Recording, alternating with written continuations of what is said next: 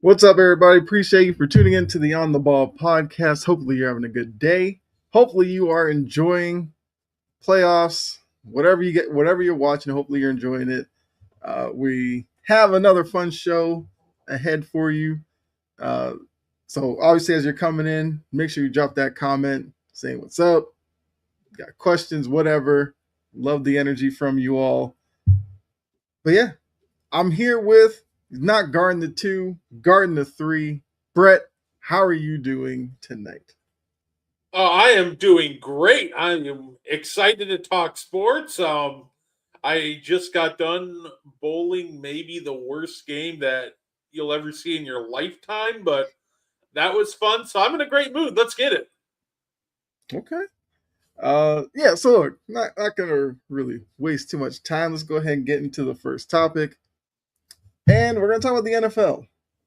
They I guess depending how you feel about these international games, the NFL has definitely what's going on, Saijan?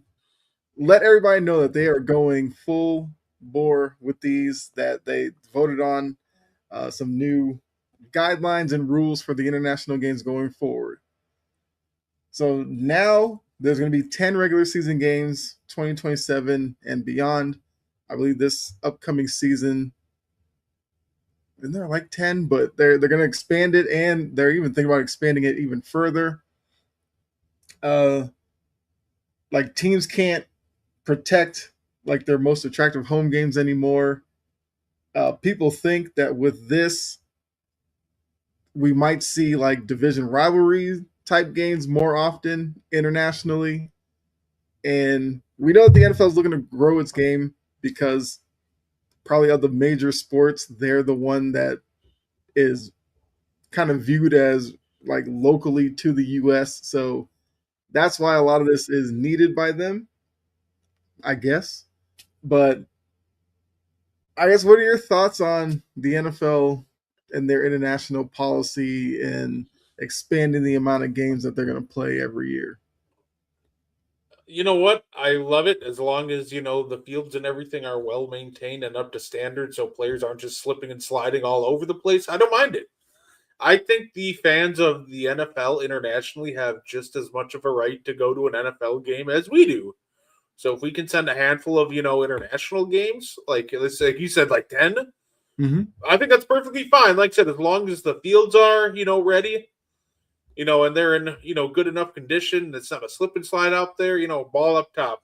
Let's play ball. It's gonna be awesome.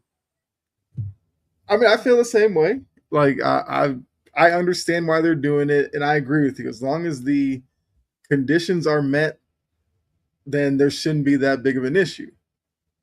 Now I'm going to throw this at you. There is like a longer term goal, supposedly within the league, that they would like to see as much as 16 international games per year to kind of go along with the 18 game regular season. Would that change your thoughts on the international games if they expand it to 16 a year? Not really. Okay. Like it doesn't bother me. I think maybe like for the most part, I'm sure you can throw it over there once or twice and be, some over there once or twice and be fine. But the only thing I would probably do is probably keep the more like intense rivalries over here. Hmm. But like obviously, if you want to run like Bears Packers in the UK once, or twice, for example, it's not the end of the world. But I feel like the big rivalries like that should probably just be kept where the hardcore, passionate Bears and Packers fans are, for Hmm. example, because that atmosphere is really what kind of also makes the rivalry. So it really does help. So, like I said, I'm all for it. I do think that obviously once in a while it's probably fine, but I really do feel like that they should keep all the intense rivalry games for the most part, at least here. What's up, Damien? Um, yeah, like I said, I'm for the international games. I would understand sending those divisional rivalries overseas because it would create even more of a stir, especially if they are, because we know the league does their research and everything like that. If the two teams in the rivalry are like very uh, I guess that they're large brands in a certain country, then sending that game over every few years, I feel like would make a lot of sense. But yeah, if it was like every year you're getting Bears Packers overseas, then yeah, like Bears Packers fans here would probably be upset by that. So I'm gonna push this even one level further. Would you have an issue with an international Super Bowl? I mean, I personally wouldn't, but my thing is too, like, Super Bowl's out of my price range anyway. I'm watching at home regardless. So in all Mm. reality, they can have it wherever they want. Um, so in all reality, I feel like it's the fifth time in a row I've accidentally said in all reality, but no, I don't mind it, but we should probably keep most of them over. Here too, the pinnacle of the NFL should probably be celebrated in the state where the most NFL fans are, Mm-hmm. or I mean, in the country. So if they want to, run Super Bowl in Wembley or give that a shot, I wouldn't blame them, and I would probably be for it. But I think for the most part, though, the Super Bowl should probably just stay over here, since that's where 99, probably like 95% of the NFL fans are currently residing. Okay. Yeah, I mean, look, I know when it comes to the international games, there's a lot of fans that don't like them, think they're a waste of time.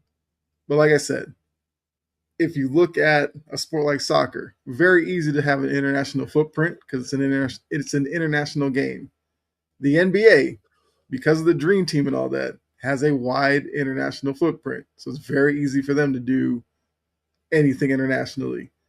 Even MLB has tried to expand out, but MLB is played around the world.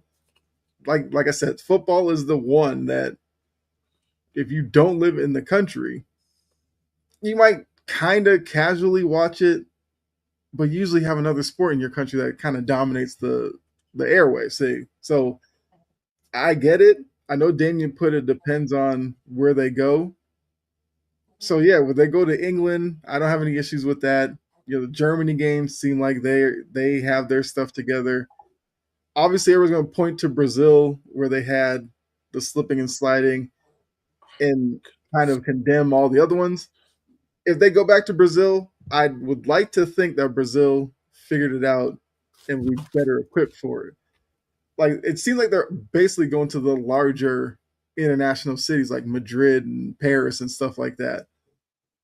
Like once they start getting into like some of these like a remote country, then maybe we have some problems. I don't mind the Super Bowl going international as long as it's not in Dubai. I'm tired of sports going to Dubai. Well, hey, we just got some breaking NFL news. Joe Schoen, the Giants GM, has been extended. He, he got a new deal, and they just came out with the details on the Jack Campbell contract. So Yeah, he got what 4 year extension. 4 year, 81 mil, 51 and a half guaranteed. Okay, I don't like it. that's I'm quite a sorry. payday. I think Campbell's a fine player, Mm-hmm. but that being said, I'm not paying $80 million for an off-ball linebacker. Like, Yeah. is I don't know. I like Campbell. I think he's tough. I think he brings an element of physicality to the Lions' defense. Mm-hmm. But that being said, 20 mil a year for him, it's a little too steep for my blood. What's going on, Rod? Nixon 5 Patriots are winning the AFCs. I mean, Nixon 5, based on how the Cavs with their game one antics, which we'll get into in a little bit, I find it hard to believe that that's going to be a long series. And Patriots win the AFCs. I mean, I can see it as a Patriots fan. I've seen a lot of people obviously picking the Bills because they love the Bills. But yeah, I think it's going to be another tight race in the division. Damien says, "Do we ever see a World Cup for football? Not a chance." There's just not. There's just really not enough teams for it. Like internationally, like it would literally be pretty much NFL versus CFL, and the NFL teams would win by 58 each Yeah. game. Like it's an interesting concept, but falls apart rather quickly once you realize just how like not international football is. Mm-hmm. Like an NBA, like obviously like an NBA style World Cup where all the international teams play each other or whatever. Yeah, that sounds like fun. I'm not talking about the Olympics where everybody just kind of teams up, but like the individual teams, almost like a March Mm-hmm. Madness style bracket with NBA and international teams. Yeah, that might be fun, but NFL, yeah, not a chance. I mean, I guess the best bet would be flag football because I believe that's a sport that is kind of growing globally. Like I mean, that's probably your best bet is like a flag football type of World Cup, which I guess would kind of be the Olympics. Anyway, I am interested to see how that looks because we know the U.S. will obviously be the favorite at least for the first one, but I kind of want to see what other countries kind of throw out there, at least who's at least somewhat competitive. But, all right. All right, so just wanted to start with the NFL. Let's get into the NBA. You know, Rod is in here, talk about the Knicks in five. Let's start there. I saw a lot of, TikToks and stuff from people watching it, talking about Cavs winning game one. That, of course, they played a little bit longer, and you realize just how poorly the Cavs played down the stretch. And a lot of the finger pointing, obviously, will be pointed towards James Harden, who wasn't doing much offensively and was consistently getting cooked defensively, which is why I have right here, welcome to the James Harden experience. That's what James Harden is. So looking at how game one played out, are you along the lines of Rod thinking that this series probably isn't going to go too far based off of that game one performance? Or do you think maybe it's a bit of an overreaction and the Cavs can still make this a series, if not still win it? Cavs can definitely still win the series. I think the Knicks probably just win this and get to the finals in 6 games, but I still think the Cavs can win it, but it's going to have to start with their best player actually playing like their best player. Mm-hmm. And I'm not going to like everybody wants to point the finger at James Harden. His defense was abysmal last night, but James Harden is not the guy who is in the running for all NBA first team. Mm-hmm. James Harden is not supposed to be the best player on this team. James Harden is not, in quotes right now, an all-time playoff riser like we've been saying about Donovan Mitchell. So, yes, James Harden deserves plenty of the blame from game one, but I think too much of it's going to James Harden, and it's weird. Mm-hmm. Why? Because Donovan Mitchell had one awesome series against the, Thunder like 10 years ago as a rookie.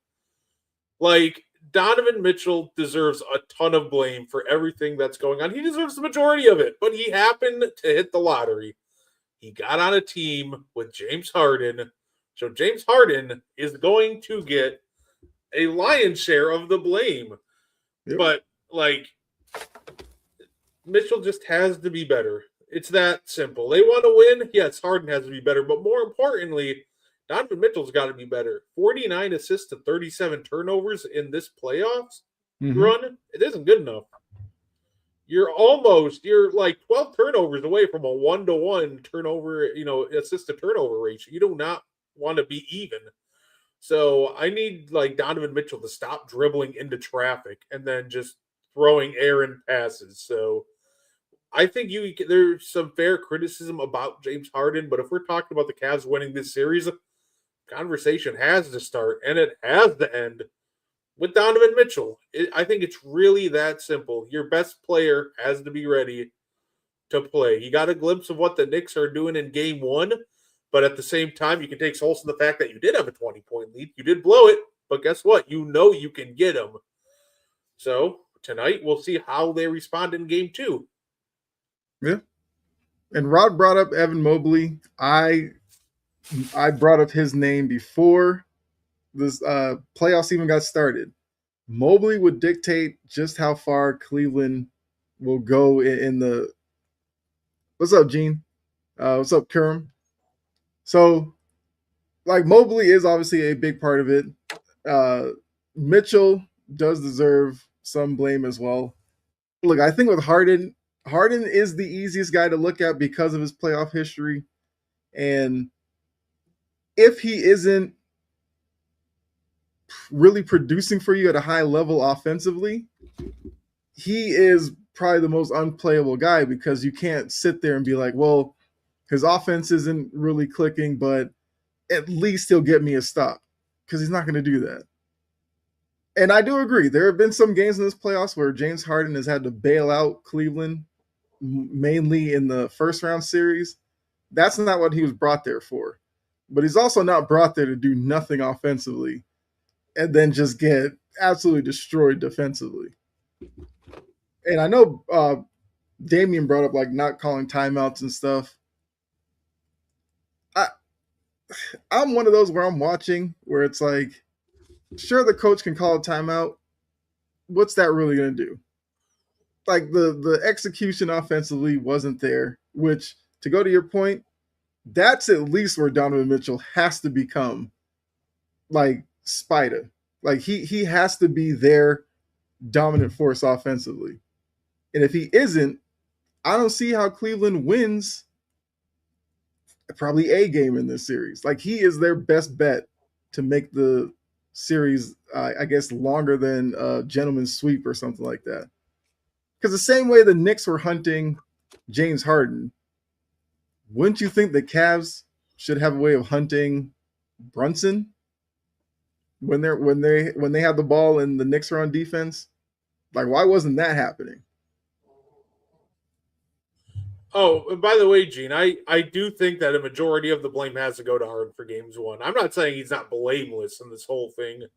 I'm just saying overall, this Cavs playoff experience has just been weird because all of the Cavs failures just seem to come back to Harden when they have a player who quite literally was in the an all NBA player. Like I said, Harden's got to be better. I'm just saying, I need to see more out of Spida tonight. You got to give me something here. No, yeah. Look, they're down 0-1. To avoid going down 0-2, obviously, your best player is where the spotlight will turn to. So I think in that aspect, yes, Donovan Mitchell's going to have to take on a lot of pressure tonight to make sure they can even the series. Do you see it happening? I think their first win comes in Game 3. I don't think they win tonight. Okay. No, it's funny. Say. It's funny though. When it comes to timeout or not timeouts, I'm always a big fan of if you can push the ball in transition, do it. Don't call it timeout. Right? Like that the thing with offense is if you call it timeout, you're going to give the defense time to set up. But transition is normally where you can catch them lacking. So that it the Mm-hmm. funny thing to me is when it comes to that debate of should you call a timeout, shouldn't you call a timeout? I think if you're an older team, you should probably call a timeout and just get set. But when you have guys that can run, like Mitchell can still run, Mobley can still run, Allen can, run the floor. Like if you have guys that can run, don't call it timeout, just run. See if you can get some mismatches in a scramble drill and then attack that. Yeah. What's our thoughts on Knicks fans? Okay, Damian, this is what you need to do. When the playoffs roll around, Block do the Knicks not get fans. caught in Knicks circles because they will do the wildest things with Brunson. I've seen some of that, especially when they do like the name a player better than, and they do a Jalen Brunson one, and they will go wild with those. So it is what it is. Look, Knicks fans have been they do this every year because it's been so long for them to kind of experience that title win. So especially this year where they feel like they're gonna, moonwalk into the finals. Yeah, you're gonna hear some wild comparisons for Brunson. So I would just say stay away from those circles. Say honestly, to be honest, I kind of hope it's the Knicks that go to the finals. I feel like they just present a better challenge to either San Antonio or Oklahoma City than the Cavs.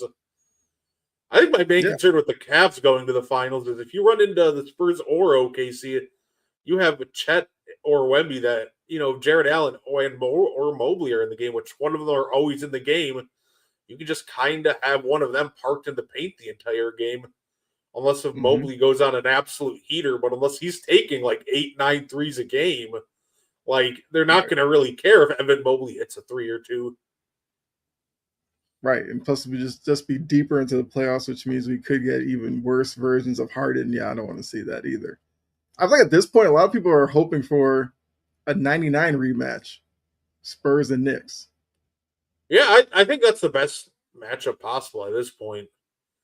Plus, I think when you're running into guys who are currently having turnover issues like Harden and Mitchell, it's a nightmare for both defenses because both the Spurs and the Thunder guards really like to be physical. Mm-hmm. I'd say you're putting two bad defenders against either Shea or a hyper aggressive young Spurs backcourt. So honestly, at that point, it just sounds like the Knicks versus whoever is the best matchup left. Yeah. I know Damian put he would need a lot of alcohol if the Knicks are in the finals. Trust me, as a Celtics fan, I don't want to see the Knicks in the finals, but you I don't. also have to look at it as an NBA fan and say the better finals matchup would probably involve the Knicks over the Cavs. Oh yeah, And no disrespect if you're a Cavs fan out there, just I I see the was. Spurs or OKC sweeping the Knicks or Cavs. Oh, I think that whoever comes out of the West wins the title for sure. I think the East is good enough to take 1 or 2 games, but Yeah, man, either the Thunder or Wemby, those are just two freakish teams. I don't see anybody in the East beating. right. Yeah, look, Wemby is just well. Actually, let's shift to the West where it is a 1-1 series. You know, the Spurs steal game one, Thunder come back and take game two. Series will now shift to San Antonio. Also working within that, SGA wins MVP, which I feel like everybody kind of expected it, even if you weren't necessarily a fan of it. I know some people don't like the look of him getting MVP with the foul baiting and all that kind of stuff. Plus, with the ascension of Wemby, I think some people thought it would have been cool for Wemby to win MVP. I guess first thing, did you have an issue with SGA winning MVP? I don't think you do. No, Okay. I'd Looking at say. this, oh, go ahead, sorry. Oh no, you're good. I was just gonna say I think SGA was the rightful MVPs. He's the guy that absolutely deserved it this year. Next year, probably Wemby's year, but this year SGA had a phenomenal year, and that cannot be denied. I mean, look, I've gone through many variations. I really kind of harped on the value part. So the people who don't think SGA, I'm like, I can see it. Like they're the best team coming in. They finish as the best team. Value wise, I would say the jump the Spurs had and Wemby's ascension, that seems more valuable, but I'm not going to sit here and like lose sleep that SGA won MVP. Looking at the series though, pivotal game three. We all know the stats will come up. The team that wins game three in a 1-1 series has whatever percent chance of winning it. What have the first two games taught you from this series? This that the series just might come down to who has more bodies at the end. Like we lose Jalen Williams to another hamstring injury, but then Dylan Yeah. Harper goes out. Fox is hurt with an ankle sprain. Like it's a fun chess match watching this, but in all reality, I say the Spurs need one of either Fox or Harper back for game three because if they don't, Wemby's going to have to go for like 40 and 20 to give the Spurs team a chance. Mm-hmm. So overall, it's been a fun chess match. OKC wants to be physical, but at times they just seem like they genuinely don't have an answer for Wemby. So it's a lot of fun. That like 35'3" was the most absurd shot I've seen somebody take in a minute. Yeah. Because why did he take that with a full shot clock? No, look, it's So Kerm Hartenstein was huge. Yeah, I think it's just fun to see who Wemby has become, and just thinking about he's still really young and he could actually get better, and how scary that proposition looks. Because I do wonder. Well, I guess I'll ask this: SGA is the MVP, obviously, but is I guess isn't Wemby the more dominant player, or is it too soon to say that? Is going to be more dominant than who? I guess like SGA, since he's the MVP. The one thing I think you kind of learn watching enough basketball that if you have a chance to either get a generational guard or a generational big man, you take the generational big man. Mm-hmm. And the thing is, like, for example, Shea is just an absolutely terrific player. He's going into the Hall of Fame. He'll probably retire. He might retire as one of the 5 greatest point guards to ever play the game. I wouldn't be shocked. Mm-hmm. But when Wemby is on a heater, he is just everywhere. And that's the thing that makes it so tough to really pick anybody to be more impactful than Wemby. I think it's the defensive aspect of it. Wemby will hit shots. That's obviously impactful, but I can Mm-hmm. find other players that hit shots on the Spurs. What I can't find is somebody to cover the ground and protect the rim like Wemby does. So it's one of those things where, in terms of impact, I'd probably go Wemby, but that's also just kind of part of my line of thinking that if I can get a generational like talent of a big man or a guard, I'm rolling with the big man unless that guard's like Michael Jordan. But all the respect in the world to Shea, terrific season. Mm-hmm. Yeah, like it's just fun seeing.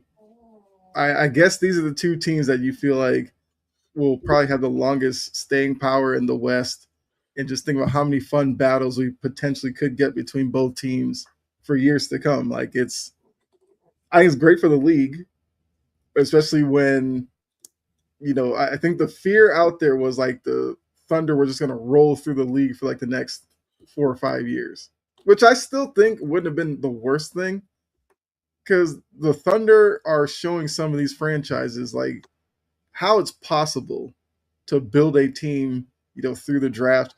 Obviously, the Thunder did get kind of lucky with the SGA trade, because nobody knew SGA was this when they made the trade. But it still kind of shows that sometimes you just have to take a chance, and with player development, and kind of get to this point. Kern says it's a rivalry. I mean, it I I has think no the reason to only be. problem with Wemby is that he's going to accidentally spark some really bad draft picks in the Oh, future. absolutely.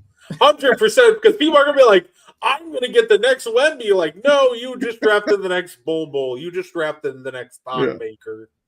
You didn't get Wemby. So I feel like Wemby, like, inadvertently is going to screw over some teams down the future because they're going to be like, got to get the next Wemby. Like, I, there is no other Wemby that right now. That's the problem. Yeah. The closest thing, like in theory, to him is like Chet, and even Chet, like there's such a massive gap between him and Chet. It's really funny.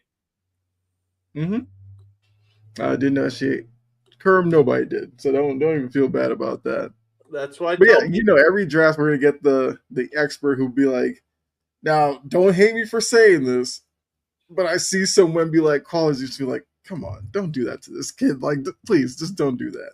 But it's gonna come every year. That's what's gonna happen. It's like, yeah, right. It'll end up becoming say we'll put that in the same category as every European big man that can shoot a three. Like, he's like Dirk. Like, no, he's not. Stop Yeah. that. No, it's one of those things though, Kurum. That's exactly why I say like people kind of look at the SGA like Paul George trade and with a lot of like revisionist history. And obviously in the end it worked out really well for the Thunder, not so much for the Clippers, but I feel like too many people forget at the time, like that was a really good trade for the Clippers, and everybody was praising the trade on the Clippers side of things. Mm-hmm. Like I was supposed to be the Clippers championship team, so like it's always Yep. fun watching the revisionist history on that. Like, dog, when this trade went down, he didn't say anything about it being bad. So, like, obviously, it didn't turn out in the Clippers' favor, but even still, to this day, it's not like in the moment it wasn't a bad trade. It's just SGA just happened to explode in such a way that nobody could have predicted. That made it a rough, bad trade in the end. Yeah, exactly. Hey, you know what? Doc said he knew that SGA was going to be this guy. That drove me insane. Like, I knew SGA was going to be this guy. Like, Yeah. brother, you were like splitting minutes between him and like 100-year-old Avery Bradley. If he was going to be this guy, no, you wouldn't have done that. Like, Yeah. you had like the seventh most minutes on the team. Like, yeah, okay, dude. Um, let's see. All right, so taking it back to Thunder Spurs, I guess have the first two games swayed your opinion on who wins the series or what? No, I injuries might have, Okay. but not necessarily how the first. Because in all reality, if the Spurs were fully healthy, I would be like, yeah, my prediction of Spurs in six is fine. But like I said, it gets a little timid because you lose Fox, you lose Harper. Castle has always just kind of had a bad turnover issue, and it gets ramped up when he's like the lead guard without like Harper and Fox out there. So like I don't think it's per se how the series has gone like on the court. It's all the injuries happening off it because I know the Thunder can get by without J Dub. Like they can figure it out. I don't know about the Spurs figuring it out with two of their lead guards down. Because that Mm-hmm. no matter how good Wemby is, he's a big. He's probably still needs somebody to help set him up. Yeah, absolutely. All right, so sticking to the NBA as well, kind of some news, kind of apart from the finals and everything. I don't know if you saw this, but I guess with the league expanding and everything, we know two teams coming in. It seems like Minnesota is that team that will move to the Eastern Conference, which I think we talked about before. Makes a lot of sense. Like you put them in the East, they will slot in perfectly with the Bucks, the Pacers, the Bulls in the Central Division. So if you took this current Wolves team, put them in the East, would they be the favorites to come out of the East? Oh, they would absolutely be the favorites to come to the East. They got a really good team. They just keep Mhm. running into some really rough matchups for them. Like the Spurs might have been the single worst matchup nightmare for this Wolves team. I would almost rather them run into the Thunder than the Spurs, but Mhm. as the luck has it, they happen to run into the Spurs. No, I think if you put the Wolves in the East, they become the favorites. Okay. I mean, I think it would be fun. You're watching Ant versus Celtics or the Knicks or you know those with those environments. I think if you're a Wolves fan, you are rooting for it because, like you said, if you look at the probably what the past 3 years, the Wolves will just run into like the worst team possible and then get eliminated. So I think it'd be fun to see them. Obviously, as a Celtics fan, you probably don't want that competition coming over, but then you kind of do. I feel like Ant and Jalen Brown, both Georgia, well, both Atlanta kids. I think that could be fun, even though Jalen Brown's supposedly going to be kicked out the door. Which reminds me, this I had to tell you this one. Before we came on here, I was just looking around and I saw somebody throw out there a Derek White for Rudy Gobert trade. That's I actually was really just funny. like, I was like, what are we doing? They're like, well, Anthony Edwards will get that guard alongside of him. And I was like, okay. And they're like, well, Celtics need a big. I was like, The, why? and Yeah, go that ahead, go ahead. No, that falls apart really quickly because now the problem is one of the Celtics' biggest things is having multiple ball handlers. The thing with Yeah. Jaylen Brown, for example, is you do not want him completely dominating the rock Hmm. because he's not necessarily a great playmaker. He can punish mismatches and hit tough shots, but in all reality, he's not amazing at getting his teammates involved. That's where guys like White, Pritchard come in. So I'd say obviously Tatum helps out too, but even obviously Tatum being a forward needs help from the guards in that perspective. And saying plus they do like running a lot of like 5 out, so Rudy doesn't really fit a lot of what the Celtics like running offensively. Granted, they did have Robert Williams, so they'd make it Hmm. work. But also that just brings me back to the bigger problem is who's playing center in Minnesota. Like that is taking a gamble that like Joan Beringer is ready for heavy Hmm. minutes in year 2, and I genuinely do not think he is. He's got fun tools, freakishly athletic, but I don't think he's ready. And I don't also just Nas Reed isn't a center. I know like Chris Finch is convinced he is, but that man is not a center. He's about as Hmm. much of his. So I think that trade is just hilariously bad, but especially for Minnesota because I think without Rudy, in all reality, that would just kind of kill him unless they quickly turned around and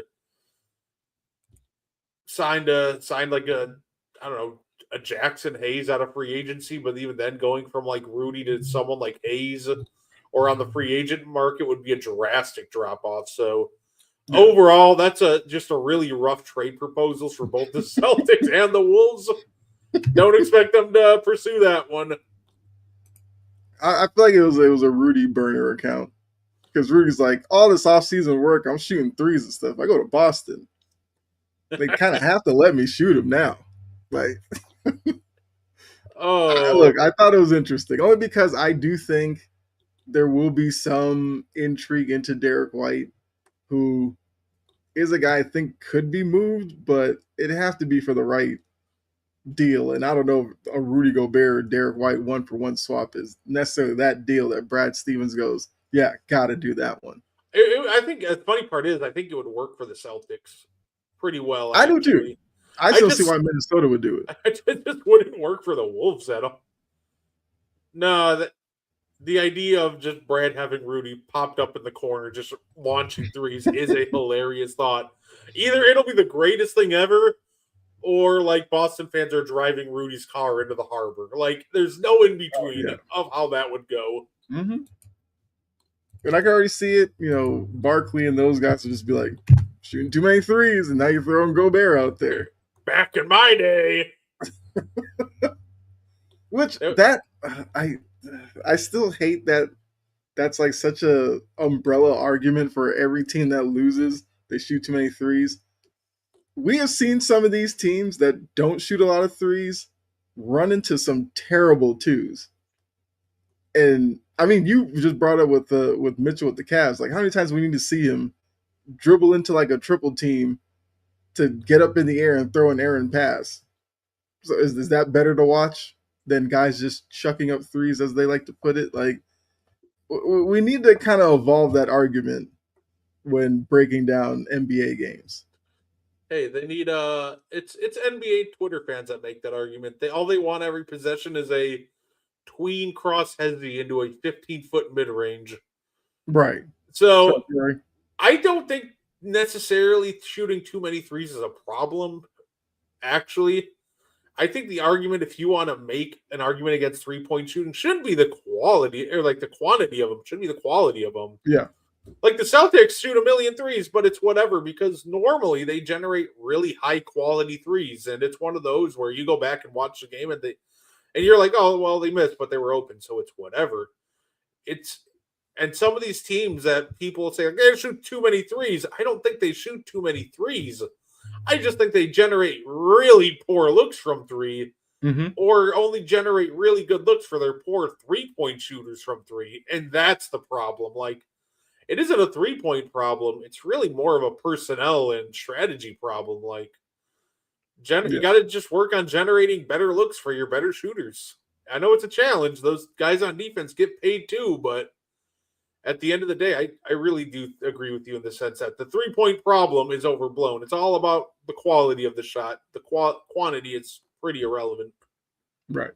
Yeah, because I mean, we've seen some teams where we knew shooting was going to be a problem, and you look at this point, pretty much all of them are sitting at home.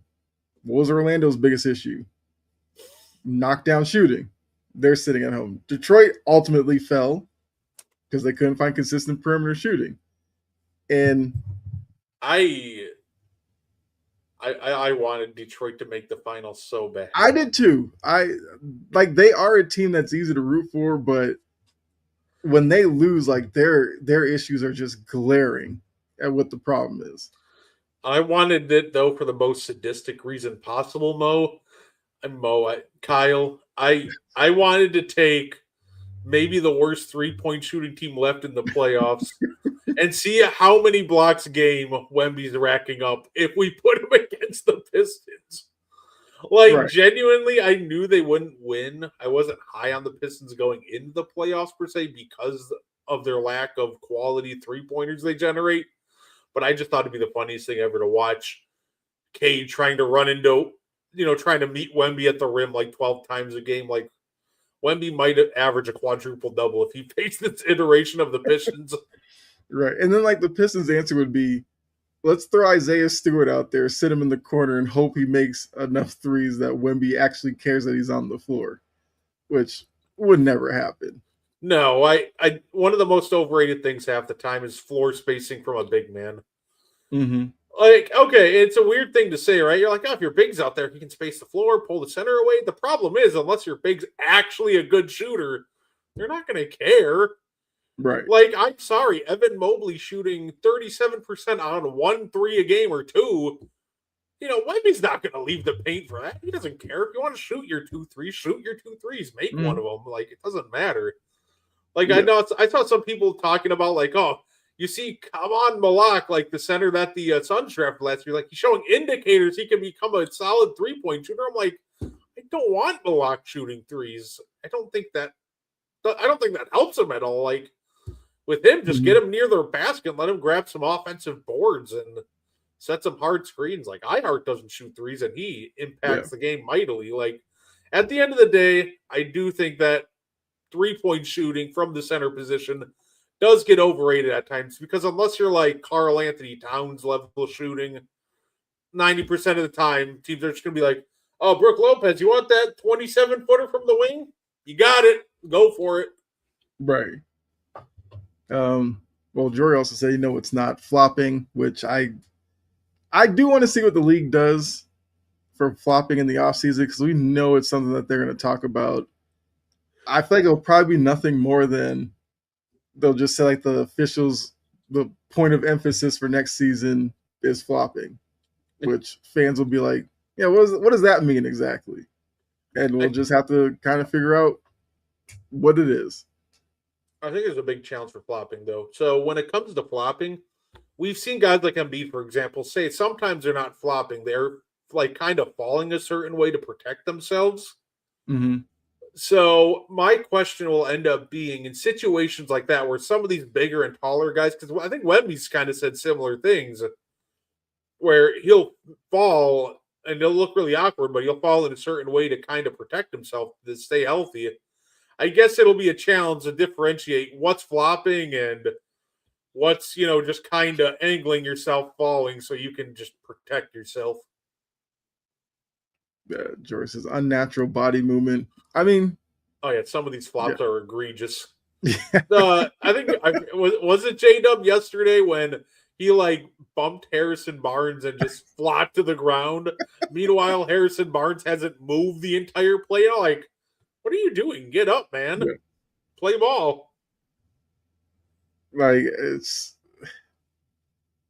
gonna be a challenge of some sorts, but I do think it's something that they could at least make a lot better. Because now it's to the point where some people will turn on a game and they're literally just like, it's a flop fest, which some nights it is. I'm not going to disagree with that. But I feel like flopping shouldn't overshadow like some of the actual talent that is on the floor. Like Spurs are a very talented team. The Thunder, very talented team. Like the Knicks are talented. The Cavs are talented. Like it's just Supermaning is not basketball. No, that's Now fair. those are the funny ones where guys positioning for a rebound, they get like a fingernail in the back and they launch themselves into like the third row. It's like Oh, those are the ones we cannot reward. dude, your guy has my favorite one of that of all time, Marcus Smart. I mean, he became a pro at it. Yeah. No, like the one that got me was the one that he got bumped and he sent himself flying into like the cameraman. Yeah. And the part that got me was I'm watching this game dumbfounded. I'm like, dude, you got bumped by Kyle Korver. He is not sending you into the front row. Right. What are you doing, man? Yeah, it's that's the kind of stuff that they're gonna have to do away with. Which it's very simple. Don't blow the whistle. I would rather officials go more with the play on than trying to call everything. I think that's where they've fallen into this trap now. I think obvious flops you just you really want to cut an end to flopping. Obviously, you can still do the flopping fines, but start ruling like when they're really obvious. Start ruling them an offensive foul. Yeah. Well, I mean, Like, look, soccer you can get an embellishment call. So I guess they could do that. Let's see. Garden Gods, what's going on? F. Trey Young. Okay. Brunson, Nixon, Ford. Okay. Hey, F Trey. look, Knicks fans should have every right to be, confident in their team. I get a kick out of that, by the way. Like Trey Young isn't even on the team anymore. They're just Knicks fans are still like, man, F Trey Young. Honestly, I love y'all for keeping that rivalry alive. So respect. Sarah, wait, When was Kyle Korver's last year? 2020, because I know he got off the team literally like the year before we won the title. So I believe he was with us in the bubble, like the bubble season, and I think that was it for him. He retired, then we won the title a year later, I believe. You can double check me that on that, sounds right. That does sound right. I'll look it up. I'm like 99% sure it was that like bubble season that was his last season. Oh, we actually have more breaking news for you. Say, we also had Pau Gasol. Yeah. Matt Stafford just signed a 1-year, $55 million extension. You know what? Why not? Right. It's go ahead. no, it's the right call to extend Stafford. Like at the end of the day, even they drafted the quarterback this year, but I don't think he'll be ready at least for another like 2 years. So now you really have a window, or Ty Simpson can sit there, learn behind Stafford, and really now you can really take your time in developing him. So overall, I think it's actually a good extension, and it keeps their Super Bowl window open because Stafford was terrific last year, and unless he hits that Peyton Manning level regression, like he should still at least at minimum be a top 10 quarterback next year. First off, you were right. Kyle Korver's last season was 2019-2020. So he did leave the year before. And I do agree with the Stafford stuff. It makes sense for the Rams to do that because we know Stafford's time is coming to an end, but I feel like he clearly has like a year or two left in him. And then Jory said, make an obvious flop a technical and see how fast that cleans it up. That's not a terrible idea. Guys would obviously have to stop doing it because if they get caught doing it twice, now they're going back to the locker room. Right. There's easy ways to punishment if they really wanted to. I just don't think they will. Like, make it a tech, make it a flagrant for all I care. Like, if you want to go all out to stop, like, obvious flopping, fully with it. But I really don't think they'll do anything outside of, they'll tell the officials, like, okay, if you catch them flopping, play on or call an offensive foul, and then that mandate will last a month, and then we'll never hear of it again. Right. And then we'll get, some T or something called on a guy, and fans will be like, oh, it's rigged and all this. And it's like, your guy flopped. Okay. Let's be real about it. But look, it's going to be interesting to see what they do come up with to kind of combat that because it is getting worse, and the league has to understand that that's not a narrative that you want around your game. All right, so I think the last thing I have a little fun before we get out of here. I don't know if you play this or not, but this is like my new obsession. Oh, Stat pad game. I absolutely love it. isn't that where you guess like the player judging by their stats? Yeah, based on whatever category it is for that day. Okay. I only like it because I'm usually good with getting the player. I'm terrible with years, and I'll kind of luck into a couple. I'm like, okay, what's up, Joe Jet? Scott Foster will find a way to take up a player for flopping when they didn't. Yeah, exactly. For some reason, that really reminded me. For some reason that really reminded me of a tweet from Game One with the Knicks and the Cavs. That was really funny. Somebody said, "This is going to be the first time in history that if an opposing player picks up their sixth foul, the other team's going to challenge it because the Knicks might challenge a Harden sixth foul at this point just to keep him in the game." And I'm like, "Yeah, you're right." I mean, it's look. They have game 2 tonight.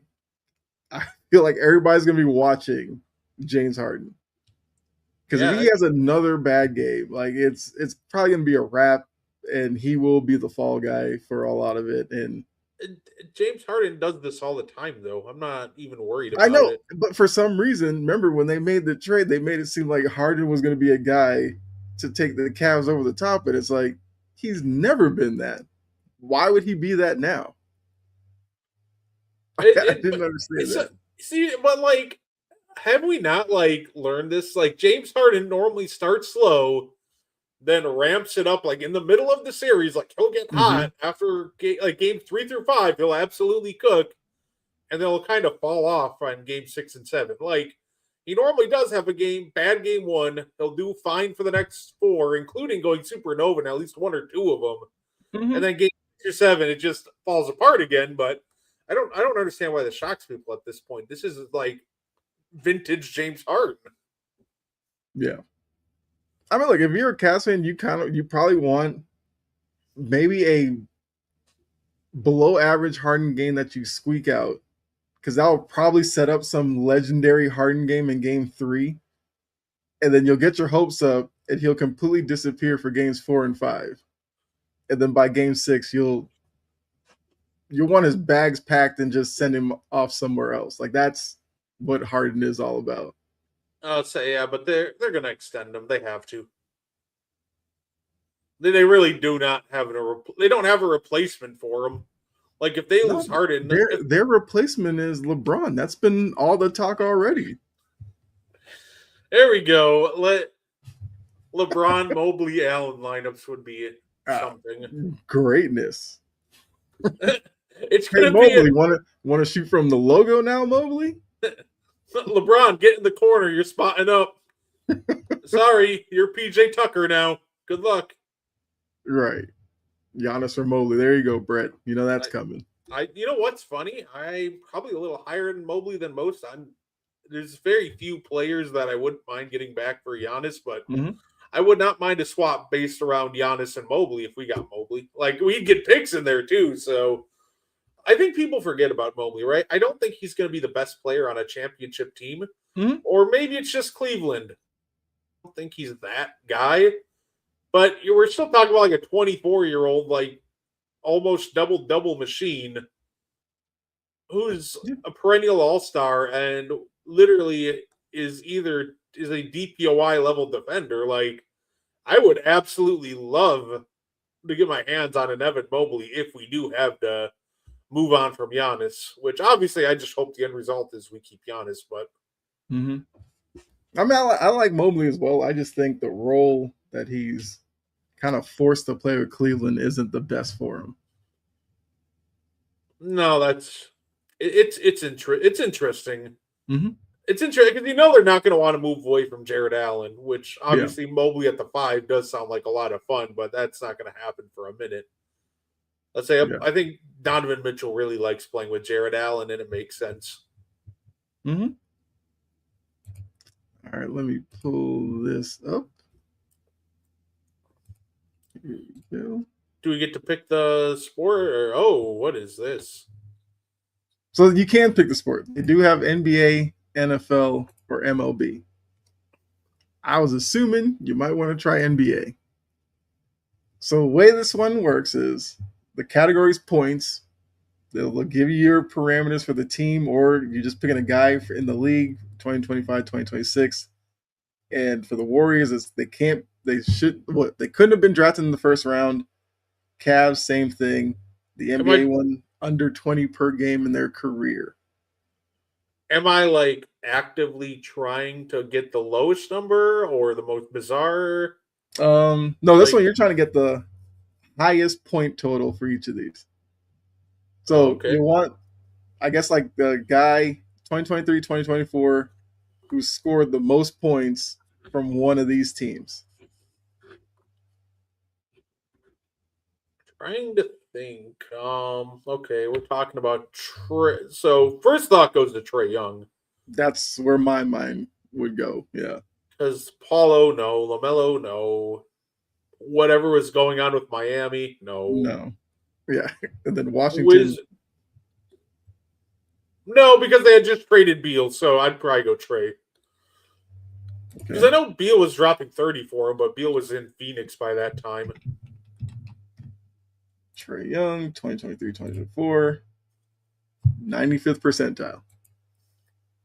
Paolo Banchero was actually the best Oh, answer. I'd say DeJounte Murray? Yeah. Kuzma? And Miles Bridges, Franz Wagner. What in the world is okay? 2023 is a weird year.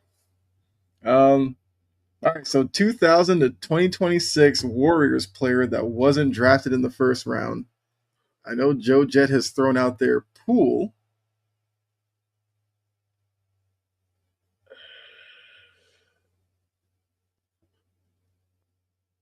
So Oh, not I was trying to think. I thought for some reason I thought Harrison Barnes was drafted in the second round, but that was Draymond. mm-hmm. Draymond was the second rounder. And I'm not going to Draymond for points. This one's tough. Ooh. It's funny, under 20 a game, we're just talking about him at 2025, 2026. Yeah, Say, you can go there if you want. Yeah. I would say, because I'm going to come back to the Warriors one, but under 20 a game, I think Evan Mobley's like right on the border of that. Like, I think he's at like 19. Let's see. 85th percentile. Best answer, Jalen Brunson. Under 20 for. Oh, under 20 for their career. Oh, I Oh, thought. yeah. Oh, okay, that's fine. Whatever. Jamal Murray, Julius Randle, Brandon Ingram, Desmond Desmond Bain. Bain. Oh, fair. I mean, Mobley's still a good answer. No, absolutely. So do you want to do, I guess, Cavs 2026, the same thing as the Warriors one, or 05-06 was at the Midwest Division? Ooh, that sounds like a nightmare in itself.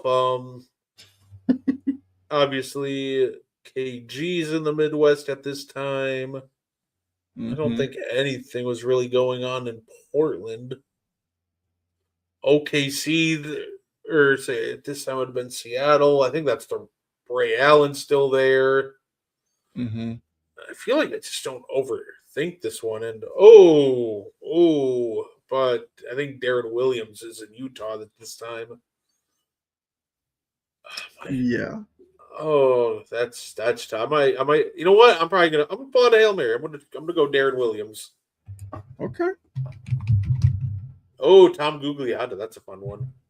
Name you don't hear a lot. 86th percentile. Carmelo. Oh, I'm an idiot. Duh. Ray Allen was second. KG, Rashard Lewis, Mehmet Okur. Okay. You know what's funny? This is why I kind of struggle with these kind of games because I Mhm. overthink it. Like for some reason, Mello hit my mind, but then I went to Darren Williams. But like at the same time, it's like, dude, it's just Mello. Like I said, for some reason, games like trivia and like this, I just overthink it a little Mhm. too much.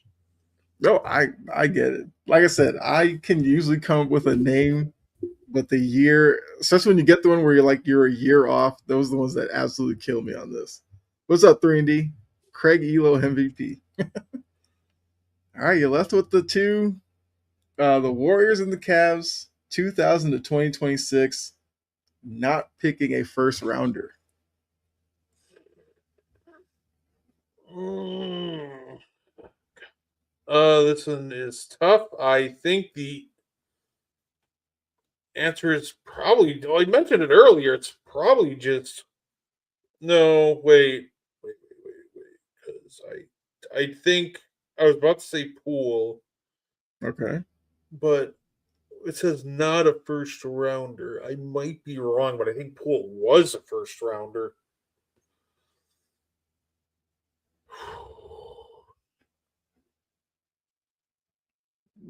And chat if you have any guesses out there. Feel I free to I put them in the I chat. have a guess, but I don't know if he was a first or a second rounder. Okay. I mean, if you do pick somebody that's not a first rounder, like it will tell you that Will they it? weren't a first round, and you get another Okay, then guess. say tap in Monta Ellis for me because I feel like that's the right answer, but I can't remember if he was a late first rounder. Okay, Monta Ellis. Which year would you like to take? Oh God, not 16-17 Monta. This is bullying.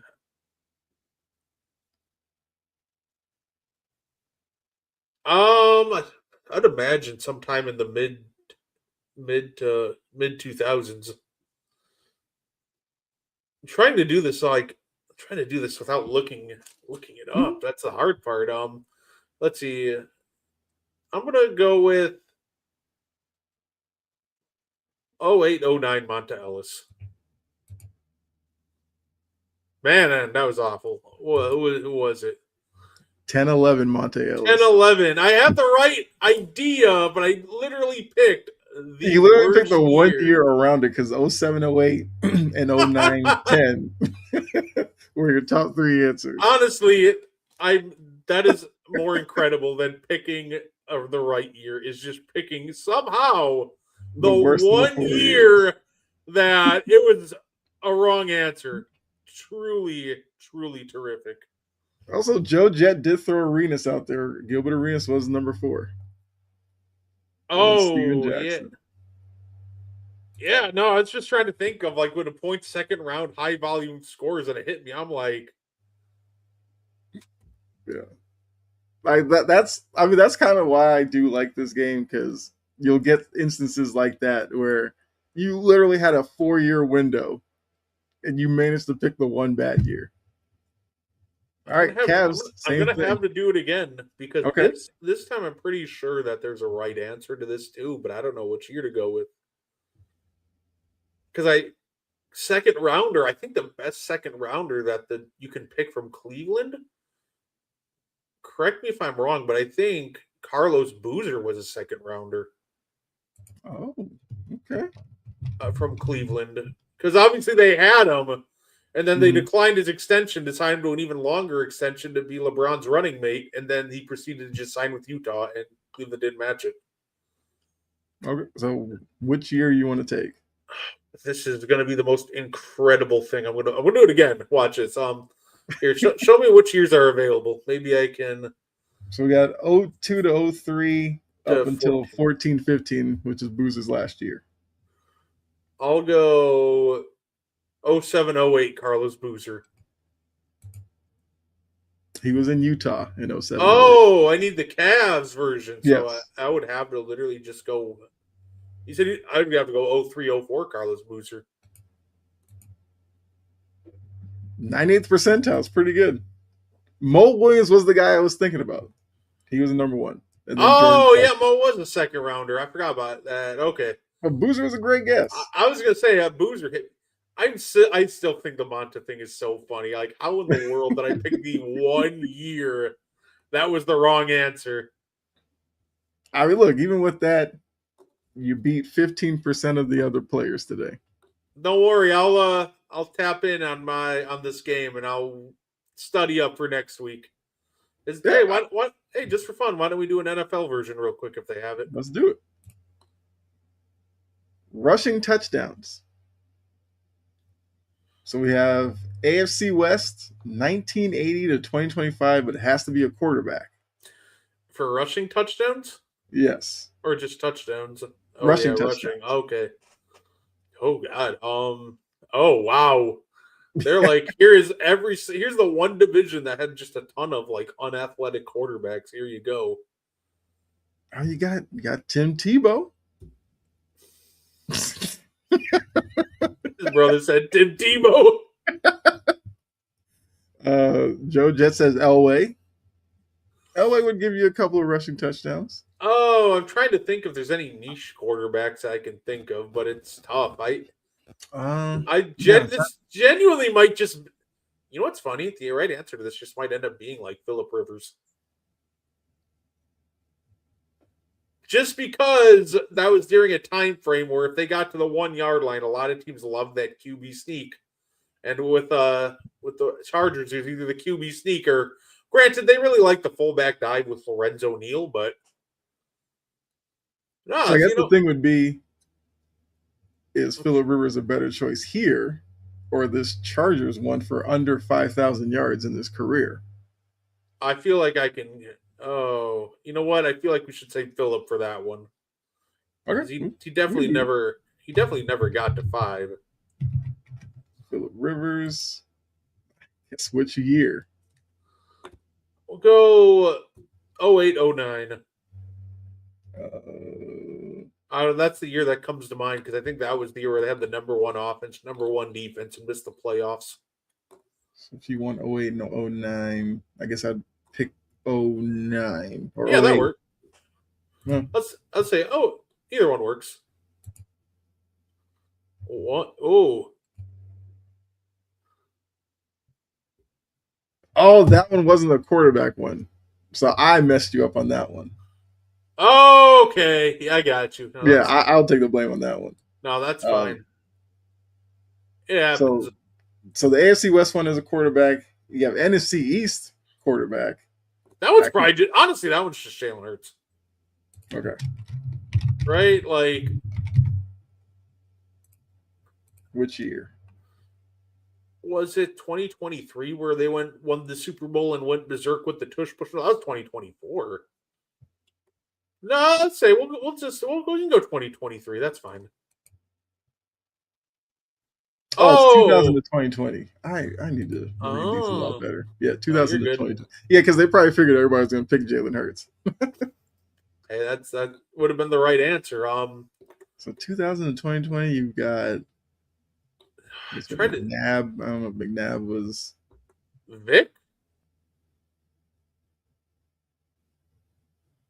Giants. I'd say because Eli. The Eagles had Vic in that time frame. Did he run for a ton of touchdowns? That would be 2010. Is it just for a single year? The same season? Yeah. Okay. Yep.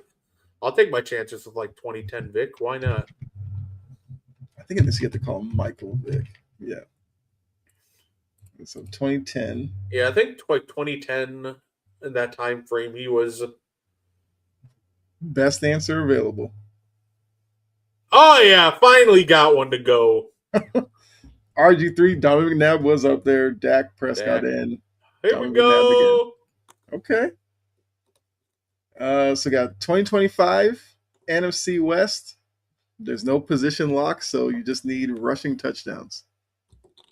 So 2025, you're looking at Kenneth Walker, McCaffrey. I think the answer is I think James Conner was hurt a lot this year, wasn't he? I think I was just trying to name some Rams. No, I wouldn't go with the Rams. I think the answer is probably just Kenneth Walker. Kenneth Walker. All right, who is it? 5 touchdowns. Charbonnet. Okay. Charbonnet's okay. Charbonnet, I see you. Kyron Williams did have 10. Okay. McCaffrey. Okay, well, McCaffrey yeah, with 10. at least he nailed the top five. All right. Oh, Ravens 2000 to 2025 under 5,000 yards career rushing. okay, so they just did that so you can't pick Derrick Henry, right? Yeah. Other fun options are Ravens running backs during that time. What's the name? Oh my gosh, 2012 Super Bowl. They had who? Wait, which year? Like, I'm trying to think of their running back, like during their Super Bowl years, for example. Oh, well, obviously that what 2000 or whatever team was Jamal Lewis, but he has way more than 5,000. I guess their recent one, they well, McGahee wasn't on that team. Um, Like, no, except for some reason I don't remember them having. Like, I think they had a good running back, but oh no, you just know trying to think what? of Ravens running backs now, like McGahee, I think they, Justice Hill. I think they still had Ray Rice. Actually, he's probably over. All right, Ray Rice. Yeah, Is Ray Rice over 5,000 for his career? I'd imagine. I would think so. Oh, you can give him a shot All right.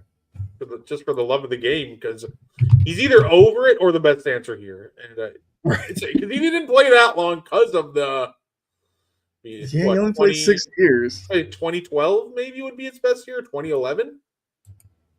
Yeah, he has more than 5,000. Ah, dang. Okay. Say I know Justice Hill has been there forever, but I know for a fact that there's going to be better answers than Justice Hill. Mm-hmm. Trying to think. I say Who their running backs have been? that's so I was gonna say I feel like oh gosh. Because like my mind is like Jamal Lewis, Ray Rice, McGahee, Derrick Henry. I'd say I think they had Edwards, Gus. Oh, that's right, Gus Edwards. Actually, that might be a fine answer here. That might be a good answer. Because I know he didn't get to 5, but I know he's there for a long enough time to get some good numbers for him. J.K. Dobbins. Oh, yeah. But you'd have to pick the healthy year, which is the trickiest part with him. Yeah. Oh, that's the hard part. So it's just Oh, we can go guess Gus Edwards. I just don't know what the best Gus Edwards. That's the Right. challenge too. Ravens running backs are just weird. Like I guess if we were going Gus, it'd be 2019 ish around that area or 2020.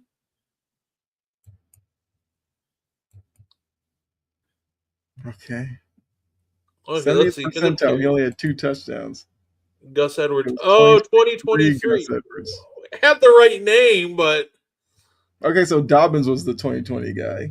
oh, okay. Well, LaRon McClain, Justin Forsett. Okay, Alex Collins. Yeah, that's a tricky team there. All right, so now back to 80 to 25, AFC West quarterback. I might just go. Honestly, I might just steal Jets here and go Elway. All right. Honestly, he's athletic enough to rush in quite a few. It feels like. Yeah, not 1988 or 98. Well, maybe like 87. John Elway. All right, 93 percentile. Elway 91 was a Hey, see? look, Tim Tim Tebow. Tebow. There he is. I guess Pat I get Mahomes, Alex Smith. Okay. Alex. I would not have expected. I would have never guessed Alex Smith, but somebody had to score on those Chiefs teams. That's Isn't it interesting? So I guess your best possible answer would have been Elway 91, Gus Edwards Edwards, 2023, Charbonnet 2025, Eckler, Eckler 2022, 2022, and and then then yeah, Vic Vic. 2010. All right, hey, you did better than 18%. Yeah, hey, you know what? Now you know how this game works, and I'll be ready for it next time. I'll tell you, it will become an obsession. Hey, fair enough. I mean, look, we'll probably will end all our shows with it. I do think it's a fun little game, but that's all we got for you. Appreciate all of you for coming through. Some new names. I think Joe Jet was new, so hopefully, you come back around next week. 3 and D, Kurum, Jory, uh, the Garden God, who still hates Trey Young, which respect that. Everybody else, appreciate all of you for tuning in. I guess Brett want to let them know what they can look forward to later on tonight.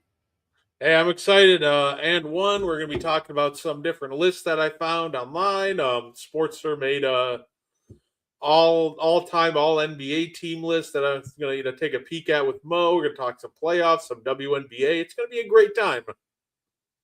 All right.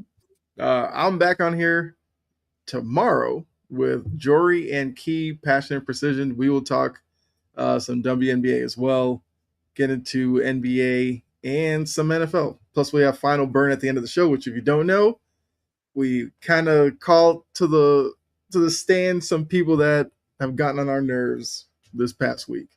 So it's a great segment to end the show. So make sure you tune into that, as well as the other shows here on the network. So for myself and Brett, not guarding the 2, guarding the 3, we're going to get out of here. You enjoy the rest of your week, and we will see you all next week. But make sure you tune into And One later tonight for some more NBA conversations. All right. Bye.